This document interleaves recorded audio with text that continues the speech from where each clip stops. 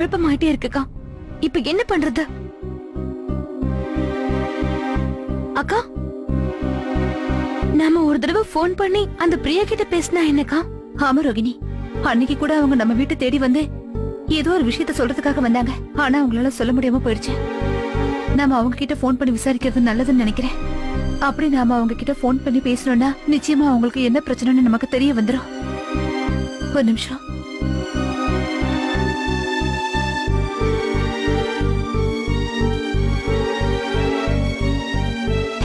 Hello hello Priya, நான் சீமா பேசுறேன்.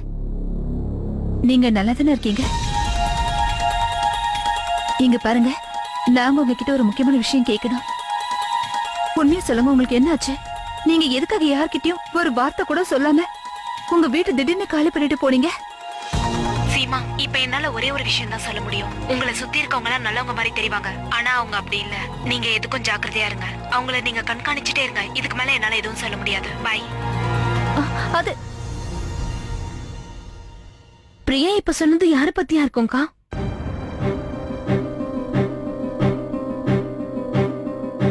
அத பத்தி தான் நானும் யோசிக்கிறேன்.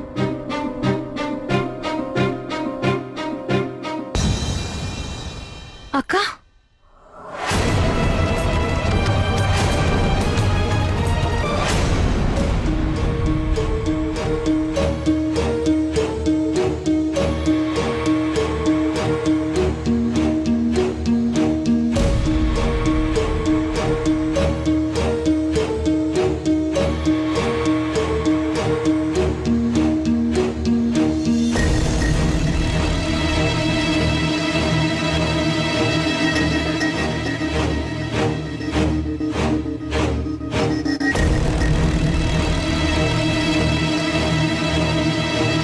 லக்ஷ்மி தேவியை இங்க கொண்டு வந்து மறைச்சியா வச்சிருக்கீங்க?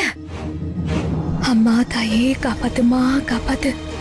அம்மா, இந்த ரூம்குள்ள வேற யாரும் வரதுக்கு அனுமதி கிடையாது. இந்த பெரியத்தைய தவிர இப்ப நானும் பாக்குறேன் என்னதான் இந்த குபேர கஜானாக்குள்ள அடைச்சு வச்சு மறைச்சிருக்காங்கன்னு.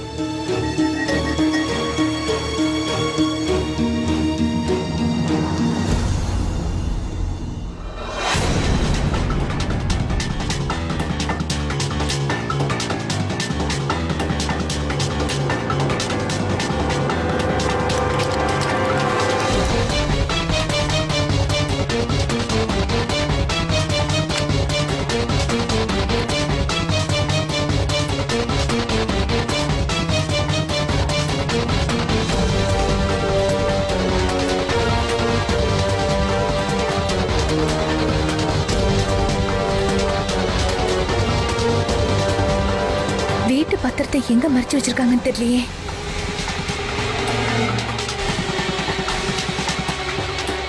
ஒருவேளை இதுல இருக்குமோ, பாத்துருவோம்.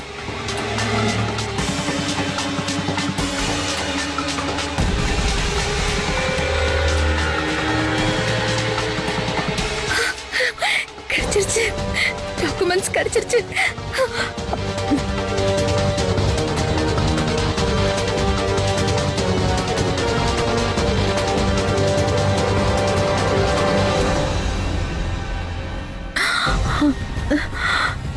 நிஜமாவே நான் கனவுல கூட நினைச்சு பார்க்கல இந்த டாக்குமெண்ட்ஸ் இவ்வளவு சீக்கிரம் கையில கிடைச்சிருன்னு. மீனராணி, நீ ஜெயிச்சிட்டேன்னு நினைச்சுக்க.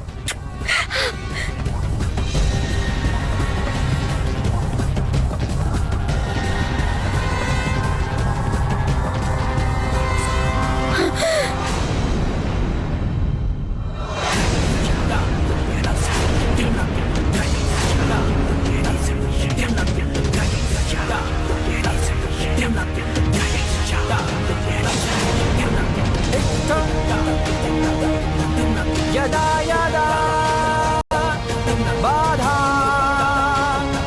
दानवोत्था भविष्यति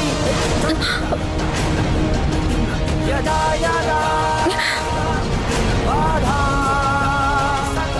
दानवोत्था भविष्यति. இந்த ரூமோட சாவி எப்பவுமே பெரியத்த கிட்ட மட்டும்தான் இருக்கும். அது எப்படி உன்கிட்ட வந்தது? அப்புறம் இந்த ப்ராப்பர்ட்டி பேப்பர்ஸை திருடிட்டு போய் என்ன பண்ணலாம்னு நினைச்சேன். இதுக்கப்புறம் நான் பணத்துக்கு ஆசைப்படவே மாட்டேன்னு அன்னைக்கு எங்க கிட்ட சொன்னல சசி. அப்புறம் ஏன் இப்படி எல்லாம் பண்ணிட்டு இருக்க? மரியாதையா பண்ணி சொல்றியா இல்ல நான் போலீஸ்க்கு ஃபோன் பண்ணட்டுமா? சொல்லு. இல்ல இங்க பாருங்க, நான் எந்த தப்புமே பண்ணல. நான் என்ன சொல்ல வரேன்? ஆமா சசி, நீ எதுவுமே செய்யல. அவ தன்னோட பேப்பர்ஸ் வைக்க போனாங்க, வேற எதுவும் செய்யல. தெரியாதனமா வீட்டு டாக்குமெண்ட்ஸ் இவ கையில மாட்டிக்கிச்சு, அப்படிதானே? சொல்லு சசி. இல்ல அப்படி இல்ல, எதுவும் இல்ல. எங்களுக்கு ரொம்ப நாளைக்கு முன்னாடி உன் மேல சந்தேகம் வந்துருச்சு. இல்ல சீமா, நீ நினைக்கிற மாதிரி இல்ல, எதுவும் இல்ல. நான் எப்பவும் தெரிஞ்சிட்டேன். நான் சொல்றத கேளு. அப்படியா? நீ திடீர்னு கிட்டி பார்ட்டிய ஆரம்பிச்சு வச்சதே, அப்புறம் அந்த கிட்டி பார்ட்டில திடீர்னு ஜெயதேவி அம்மா வந்து கலந்துகிட்டதே, அப்புறம் பிரியா உன்கிட்ட வீட்டை விக்க மாட்டேன்னு சொல்லி கோவப்பட்டு பேசினது, அப்புறம் எல்லாத்துக்கும் மேல நீ கருணாத்த கிட்ட நைஸா பேசி இந்த வீட்டோட டாக்குமெண்ட்ஸ் எங்க இருக்குன்னு தெரிஞ்சுக்கிட்ட.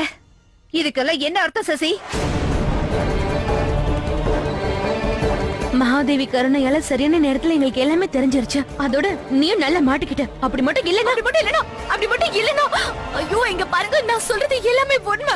இது பாருங்க, இதெல்லாமே உங்களுக்கு அந்த பிரியா தானே சொன்னது. பிரியா தானே சொன்னா. இங்க பாருங்க, நான் எந்த தப்புமே பண்ணல. அவ சொல்றது எல்லாமே பொய். நான் பிரியாவை மிரட்டி எந்த கையெழுத்துமே வாங்கல. ஜெயதேவி என்கிட்ட எதுவுமே சொல்லல. அது எல்லாமே பொய். நான் எதுவும் பண்ணல. அது உண்மை.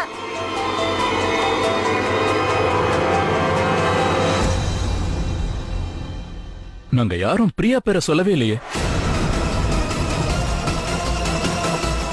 உன் வாயில இருந்து உண்மை தன்னால வெளியே வந்திருக்க. எல்லாம் உண்மையை சொல்ல. என்ன நடந்தது? இப்ப நீ சொல்ல போற உண்மைதான் உன்னை காப்பாத்த போகுது. இப்ப சொல்லு சசி, உனக்கு என்னதான் வேணும்? உண்மைய சொல்றியா இல்லையா?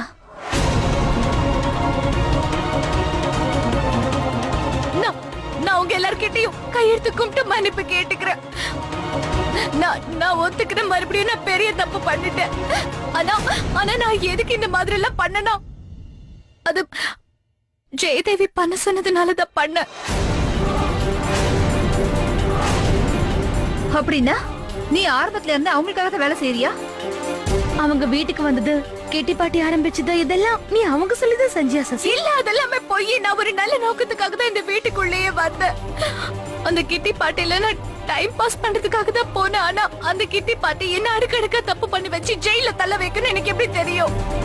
ஒரு பழமொழி சொல்லுவாங்கல்ல, கெட்டவன் தெரிந்துனா கூட அதுக்கப்புறமா அந்த கெட்டது அவனை தொடர்ந்துகிட்டே இருக்குன்னு சொல்லுவாங்கல்ல, அது மாதிரி ஆயிடுச்சு. அதேதான் என்னோட வாழ்க்கையும். அதான் அந்த ஜெயதேவி எனக்கு இந்த வீட்டுக்கு அதான் கிட்டி பாட்டி அப்ப வந்தால, அப்ப என்னோட உறவு பத்தியும் நான் பண்ண பழைய தப்பெல்லாம் பத்தி அவ தெரிஞ்சுக்கிட்டா. அதனாலதான் மத்த எல்லாரையும் விட்டுட்டு அவ என்ன தேர்ந்தெடுத்தா. தன்னோட லட்சியத்தை நிறைவேற்றிக்கிறதுக்காக அவ என்ன மிரட்ட ஆரம்பிச்சா. என்ன இந்த பிரியா கிட்ட இருந்து கையெழுத்து வாங்க வச்சா. ஏரியால இருக்கிற மத்த பொம்பளைங்க கிட்ட அவங்களே நேரடியா கையெழுத்து வாங்கிட்டாங்க. ஆனா பிரியா கடைசி வரைக்கும் ஒத்துக்கவே இல்ல. அதனாலதான் ஜெயதேவி என்ன ரொம்ப வற்புறுத்தி அந்த மாதிரி எல்லாம் பண்ண வச்சாங்க. நான் என்ன பண்றது? அவங்க வற்புறுத்தினாங்கன்றதுக்காக நீ இது எல்லாத்தையும் செஞ்சியா? இல்ல, அப்படி இல்ல. நீங்க சரியா புரிஞ்சுக்கல. என்னால இதெல்லாம் முடியாதுன்னு சொல்றதுக்கு நான் எவ்வளவு ட்ரை பண்ணேன். ஆனா அவ எதையுமே கேட்கல. என்ன அவ திரும்ப திரும்ப மிரட்டிக்கிட்டே தான் இருந்தா. அவ என்ன கொன்னுடுவேன்னு சொன்னா. அதுவும் இல்லாம என்னோட சேர்த்தே குழந்தையும் சேர்த்துரும்.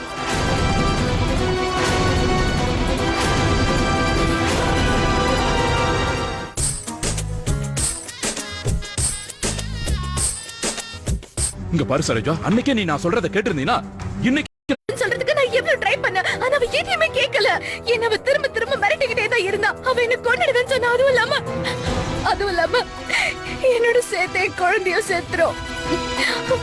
நான் ரொம்ப பயந்துட்டேன். வேற வழி தெரியாம தான். அப்புறம் வேற வழியே தெரியாம நீ இந்த வீட்டையே அவளுக்கு தாரவாத்து கொடுக்கலான்னு முடிவு பண்ணிட்டியா சசி? இல்ல சீமா, அது எதுவும் உண்மை இல்ல. அந்த ஜெயதேவி அவ எனக்கு வாக்கு கொடுத்திருந்தா. இந்த பரத்வாஜ் ஹவுஸ கடைசி வரைக்கும் எதுவுமே பண்ண மாட்டேன்னு சொல்லியிருந்தா. ஆனா கடைசியில அன்னைக்கு என்னாச்சு தெரியுமா?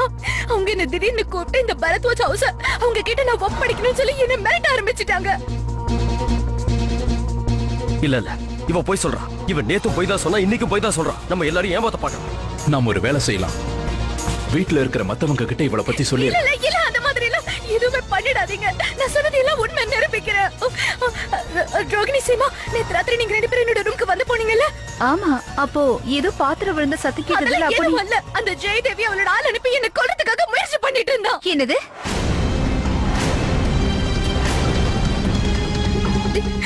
என்ன இந்த பரத்வாஜ் ஹவுஸோட டாக்குமெண்ட்ஸ் கொடுக்க முடியாதுன்னு சொல்லிட்டேன். ஒருவேளை நீங்க 2 பேரும் சரியான நேரத்துக்கு என்னோட ரூமுக்கு வரலன்னா அதுக்கப்புறம் நேத்து என்னோட கதை முடிஞ்சு போயிருக்கும் சீமா. சசி, நீ சொல்றத நாங்க முழுசா நம்பணும்னா நீ நிச்சயமா எங்களுக்கு நிரூபிச்சாகணும். நிரூபிக்கணும்னா நான் இப்ப என்ன பண்ணணும்? நாங்க என்ன சொல்றோமோ அந்த மாதிரியே செய்.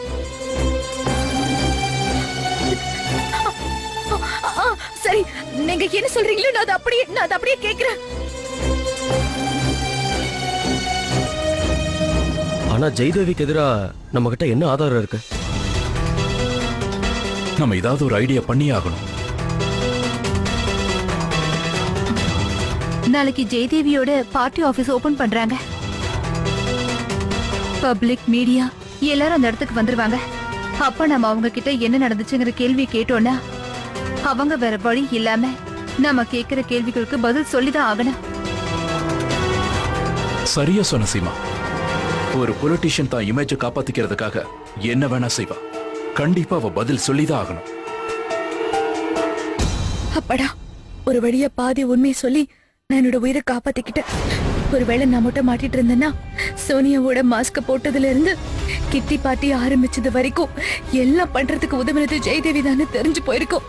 இல்லைன்னா இந்த 2 அக்கா தங்கச்சிங்களும் சேர்ந்து என்ன ஒரு வழி பண்ணிருப்பாங்க. இது பாரு பீனா ராணி, இப்ப இதே மாதிரி அப்பாவியே நடிச்சுக்கிட்டே இரு. இது தவிர உனக்கு வேற வழியே கிடையாது. ஜெயதேவி, இப்ப நீ எல்லாருக்கு முன்னாடியும் உண்மையான பதில சொல்லிதான் ஆகணும். உன்னால எங்க கிட்ட இருந்து தப்பிக்கவே முடியாத. இது எல்லாருக்குமே ஒரு பாடமா அமையும்னு நினைக்கிறேன். யாரெல்லாம் ஜனங்களை ஏமாத்தி அவங்களுக்கு கஷ்டத்தை கொடுக்கணும்னு நினைக்கிறாங்களோ அவங்களுக்கு நிச்சயமா தண்டனை கிடைச்சே தீரும். கண்டிப்பா தப்பிக்கவே முடியாத.